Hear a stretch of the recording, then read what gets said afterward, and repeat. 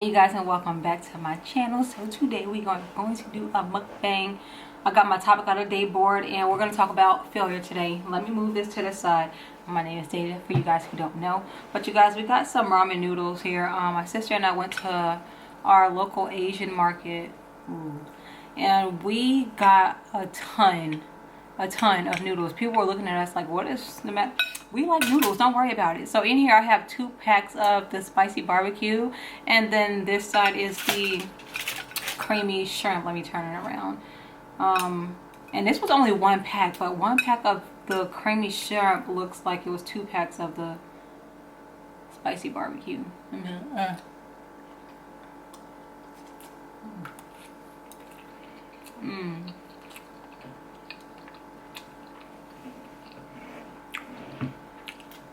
Trying to use my chopsticks, but I do have a fork back here just in case things don't go right.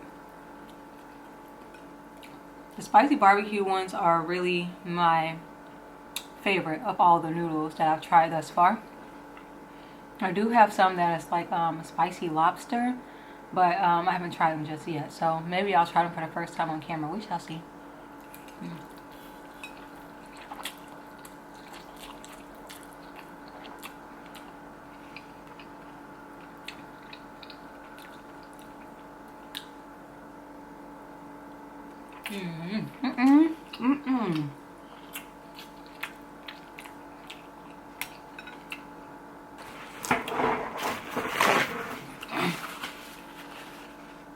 Oh my goodness, I forgot. I had a little bit of makeup on. Y'all, it's late at night. Well, not too late, but I got off from my clinical not too long ago, and it's like, you know what, I need to film. So I made something quick, and I put on just a smidge of makeup, a little bit of concealer around my mouth and under my eyes and on my nose and stuff. And I just wiped it right off.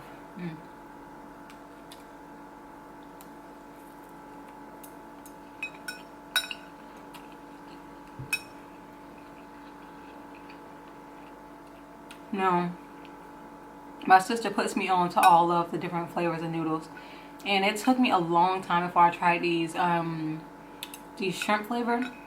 And these are not your average shrimp flavored noodles. They're like tangy and got like a little kick to them. I don't know, they're so unique and so good.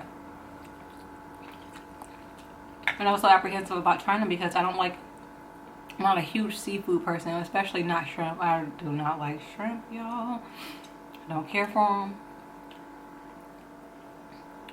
But these noodles is blessing.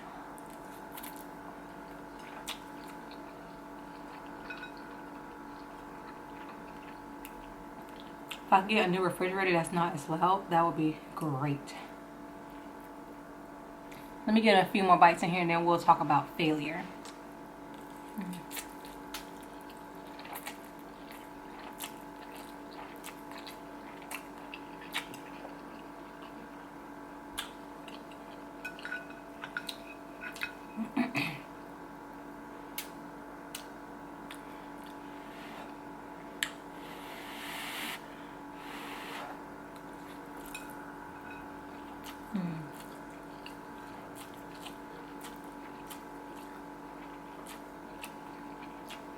And these noodles aren't as thick as these ones. Like, the noodle for the spicy barbecue are a lot thicker, and these are thinner. Just, I can slurp them up easier. So you guys, I feel like failure is a topic that people are becoming more comfortable with discussing, because you know, you never want people to know, or most people don't want people to know that, you know, you failed at something that you've been working on for a very long time, or something that you're trying hard to accomplish.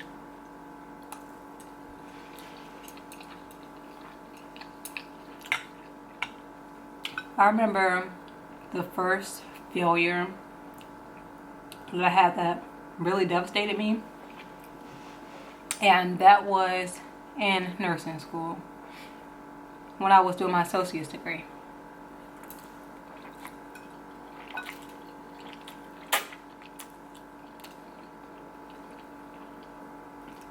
I had failed my capstone class the first time around.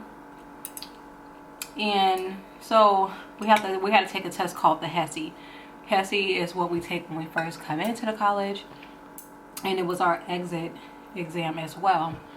And it was not easy. Well, they have some versions that are easier than others, and of course the harder versions are weighted more heavily. And so we also had to take an exam called the Kaplan. The Kaplan was a heck of a lot harder than the HESI, and the Kaplan was supposed to be somewhat equivalent to the NCLEX, which is the exam that you have to take for your licensure. And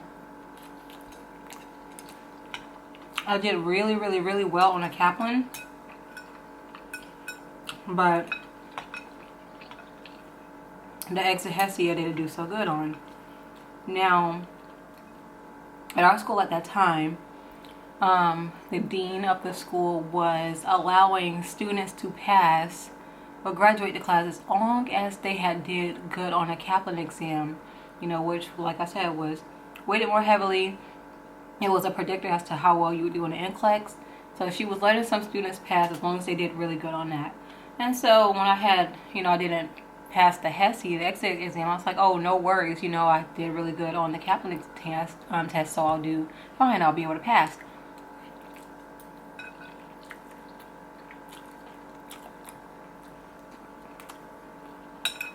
Girl, was I wrong.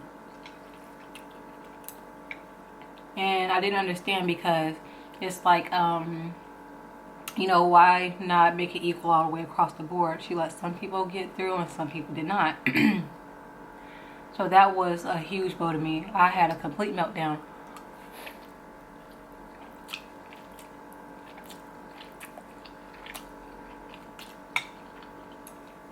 I think a large part of it was the fact that I did not want to disappoint those around me who had supported me through my whole journey. And yeah, I don't like disappointment. So, you know, I'll let them know about it and whatnot. And of course, everybody was so encouraging and so supporting. And then so the dean of the school actually reached out to me, and she said that, you know, they had this modified version of our capstone class. Now, because I had passed everything else, all I would have to do was just study and retake the HESI. Did not have to repeat clinical hours. Did not have to take the mandatory tests that were, you know, for the class.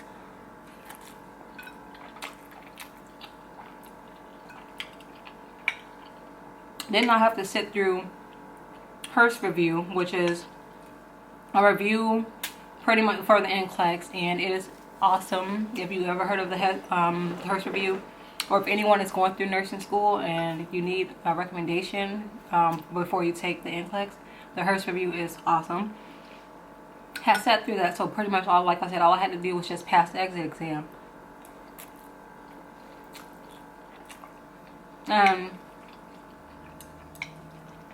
We had this teacher at our school who was also a nurse practitioner, and so she would come to our school some days, and, you know, she would teach and, you know, just help the students out.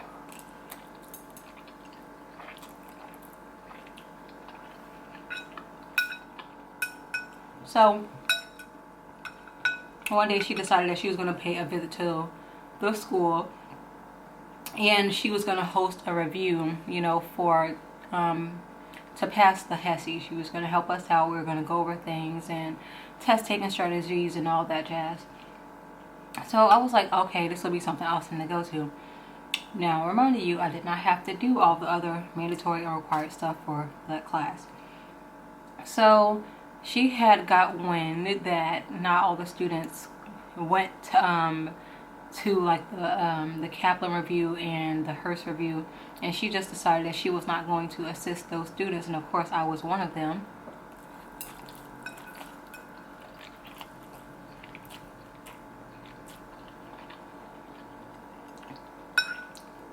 She was not going to assist us or help us, you know, study or anything to pass the exit exam. Now that's when I had like the most major meltdown that I've ever had, I think, in my life. Like, it was horrible. I cried and I cried and I cried, and I remember all I could do was pray to God, you know, to show me a way, show me the light, so that I can make it out of this dark space. And that's when I actually like sat down, and I was like, okay, either I'm gonna do this or I'm not gonna do it. So I cut down my hours at work drastically. I think I was only part-time, cut down my hours at work, and shut everything out. From that point on, it was work, homeschool, work, homeschool. That's it. There was no fun. Like, I'll see y'all when I see y'all, but I have to really buckle down and study. And every day, it was also a step for me to get closer to God. Every day I would come home, like after school, I would get me something to eat, sit at my dining room table, and then I would study for hours and hours on end. I would take like breaks here and there, 15 minutes, sometimes 30 minutes, get up, move about a little bit, and keep going. But I didn't let anything distract me.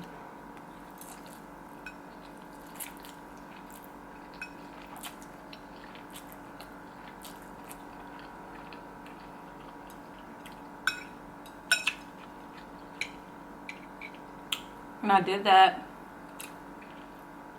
all the way up until the day that I had to take the HESI exam. And when I tell y'all that hard work paid off, because of course I'm a nurse now, but I am working on my master's degree right now, and it just felt so good, so invigorating to overcome that hurdle and know that I had it within me the whole time, but I just had to buckle down and become more strict and do everything that I needed to do in order to pass this class. So that meant reading books front to back.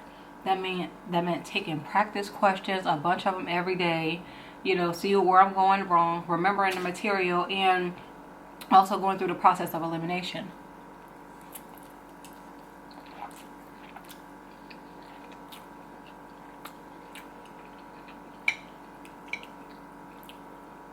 And once I walked out of that classroom, and I was like, I passed. All I remember is like I called my mom and I cried.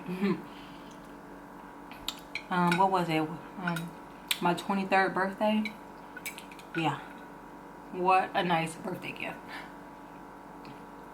to myself. So I find that times become challenging, but when they do, you just have to ground yourself and focus on the goal that's ahead. You know everything you have to do, but you just have to put your plan into action.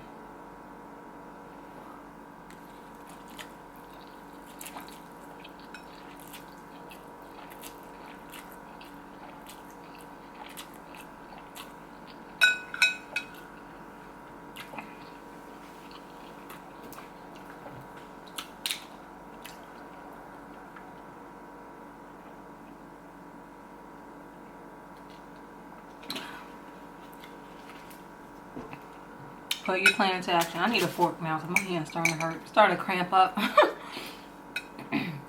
Put your plan into action and watch it work.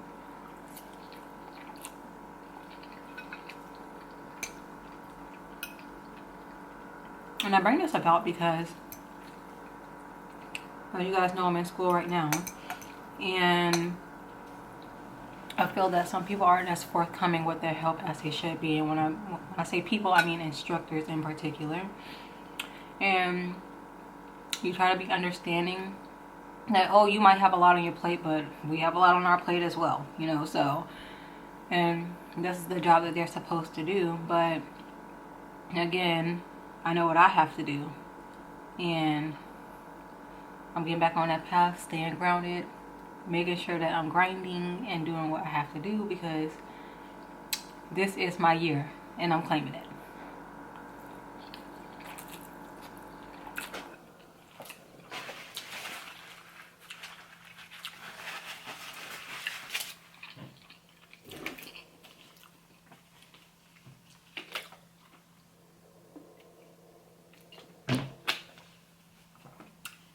I ain't even gonna lie, I'm like full right now. I don't see how people be eating 3 packs of noodles.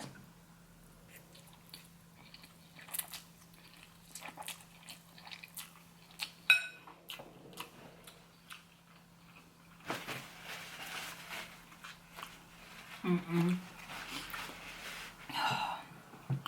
don't think I can eat anymore, y'all.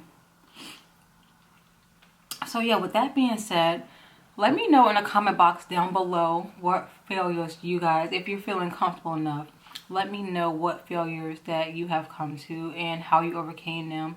I really want to know something that was kind of like a blow to your ego that made you realize, okay, you're not just going to get by being pretty or being happy all the time, but you got to actually put in this work.